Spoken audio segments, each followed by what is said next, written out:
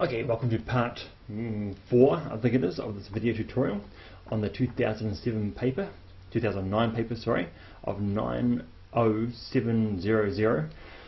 When we last finished off, we were looking at the way that this, oh, that's too big. Now, the way that this situation here of benzoate and benzoic acid has buffering properties. Okay. Last time we looked at it, we were going to go through and add some more details in here about explaining why there is buffering properties after 9.80 mils, but it's all gone by the time it reaches 25 mils. Okay. We also talked about the way that in order for a buffer to work, you must have benzoate, the base, and benzoic acid in the same solution going backwards and forwards, backwards and forwards, backwards and forwards.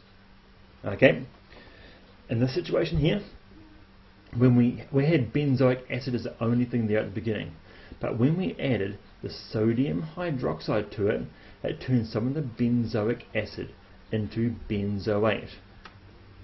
And as we did that, we suddenly had buffering properties that only occurred after 9.8 mils of sodium hydroxide was added. Once that level there has been reached, we then have a buffer solution because we've got a base and an acid in the same solution. I should rephrase it slightly. A weak base with its conjugate acid, or in this case here, a weak acid with its conjugate base. Now every time I go through and add H plus into my solution, it reacts with the benzoate and turns it into benzoic acid. It pushes the equilibrium in this direction right there. Cool. Whenever I go through and add a base, because remember this is all in one single beaker together, whenever I add a base to it, OH1 minus, it is going to use up the benzoic acid and turn it into benzoate. And so no matter what I add, they're both there to take up the slack. Okay, let's go through and add a few more details. Only after I add 9.8 mils of the base do I have enough benzoate in order to make a good buffer. I've always got a little bit of both there, but only after I add 9.8 do I have enough to make it a good buffer. Okay, but if I go through and add too much of the sodium hydroxide, I've got so much of it that it's all, well, not all of it, but 99.9999999% of it is now all going over to benzoate. In other words, I've effectively removed my acid from the equation, and therefore I don't have a base anymore. No, sorry, I don't have a buffer anymore because I've got no acid left. I've got all base sitting over here. It would still absorb H plus as happy as, and then turn it back into benzoic acid, but it's not a buffer in itself. Cool. Okay. Now, let's flick on down, keep on going down the page. It says here, some indicators are shown in the table below. We've got methyl orange, thermal blue. Well, as soon as you see pKa, you will automatically hopefully think, aha, pKa, pH, there's a link there. If I'm going to use them inside a titration, which I am going to in this situation here, then I know that the pKa of my, oops, terrible drawing, the pKa of my buffer, not my buffer, my indicator, must match the pH of the equivalence point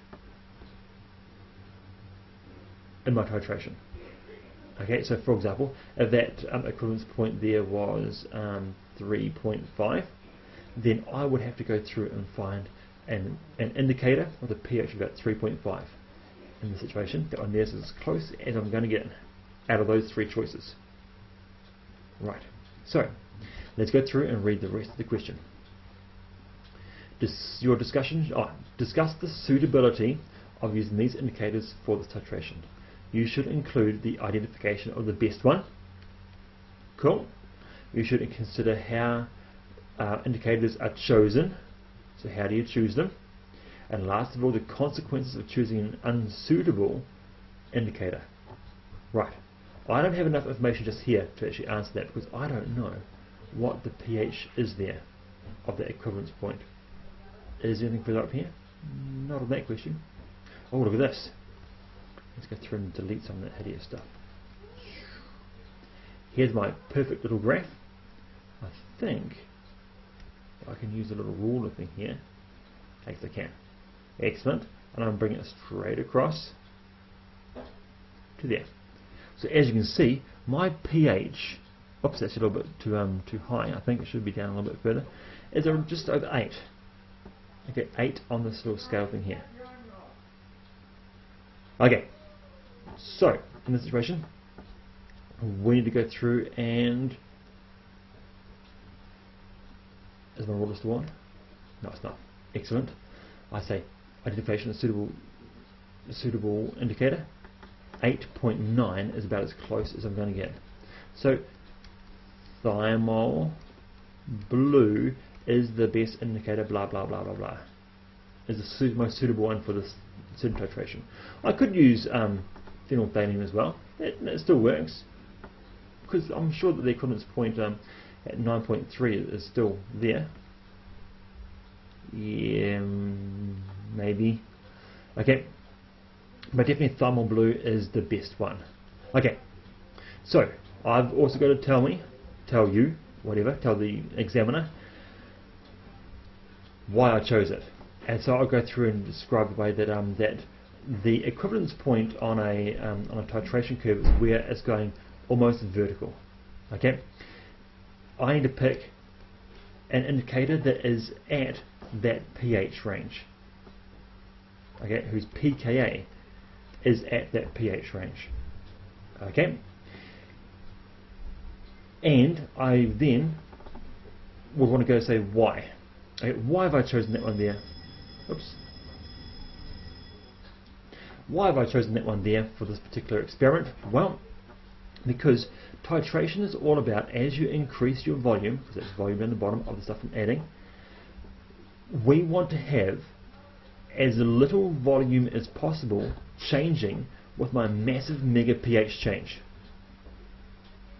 Okay, when I've got this big massive pH change, it's going to happen real fast. It goes from, like, say, down from like 6 and right up to about 10 really, really quickly.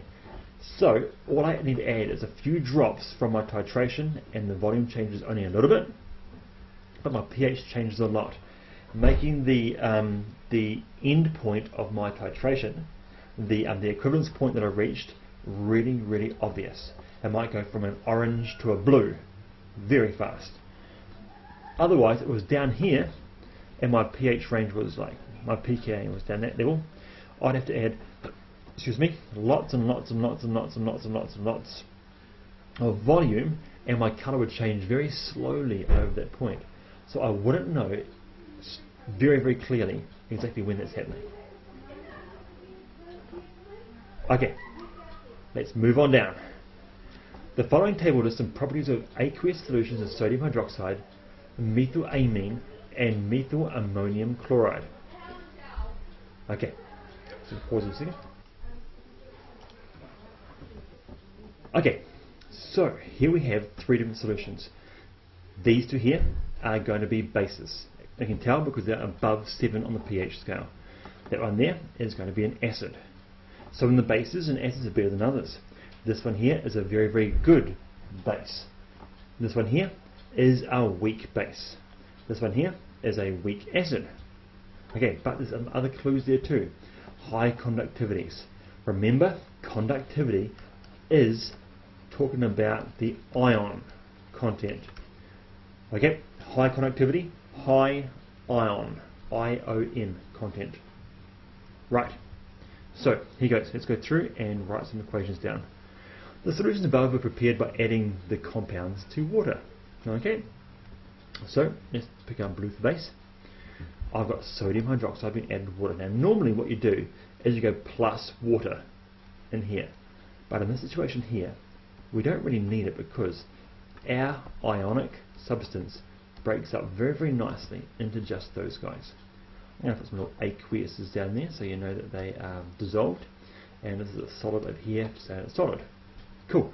I could put plus H2O over here as well, but then I'd have to have plus H2O over here. And then they just cancel out and disappear. Okay, next one down. This is the base as well. CH3, NH2, and this time I'm definitely going to add water, which I normally do. And I'm going to put a backwards and forwards arrow. I don't know if you need to or not, but because it's a weak base, we're going to use it. And it's going to turn. Now, of course, every single base is a proton grabber. It's going to grab a proton from there, it's going to join over there. It was NH2, 2 hydrogens, now it's NH3. And because it was an H plus that came across, then it's going to have a little plus up here also. Plus OH1 minus. Why OH1 minus? Because the H plus came from the H2O and went over to there. Okay, cool. Now, this same chemical is actually used down below. Okay, they use this methyl chloride and they're adding it to water. I'm actually going to miss that chlorine right at the end, and I'll show you why. CH3, C, not C. NH3 plus. See how the chlorine, we know the chlorine was 1 minus. I could put it here and there as well. Doesn't really matter if I do put CH3, NH3, Cl, as long as I have a little chloride hanging off on the far side. But because it's a spectator, I'm just ignoring it. It's a weak acid, so backwards and forwards arrow.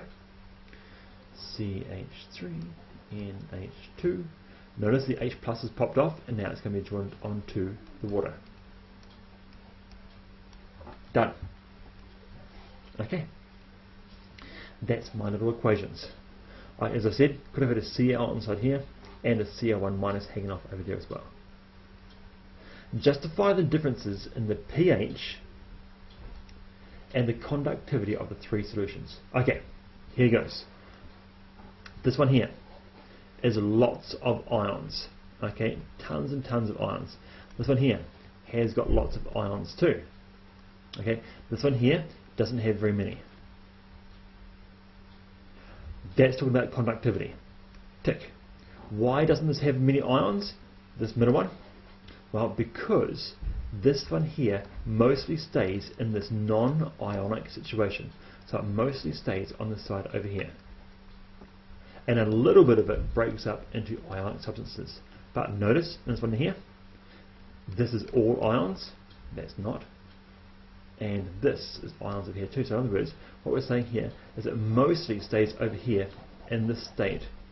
What is it? Oh no, it doesn't, never mind. Let's put it there. No matter which side it stays on, because remember I've got the little chloride over there as well, I have got ions on this side and I've got ions on that side. In other words, no matter which direction it goes in, there are going to be ions present, and therefore it is going to conduct electricity. Okay, pH. This one here dissociates fully. In other words, it breaks up 100% into OH1 minus, which is an extremely good base. This one here mostly stays over there. It's a weak base. It is over 10 times weaker than this one up here, because most of it is staying over here, and maybe 1/10 of it is going over onto the other side. Okay, it's a small fraction of it. There's the next one down here. It is a weak acid because it spends more time on the other side, because we know that it's making H3O+. Does it spend more time on the other side? Actually, ignore that statement. It is spending time on the other side in the form of H3O+. Okay, that shows the conductivity of that solution. That was scary. Okay, I've got to round this tutorial up. That was the last question in this paper, and it's finished all by the end of the 4th session. So have an excellent time, and I'll see you guys later.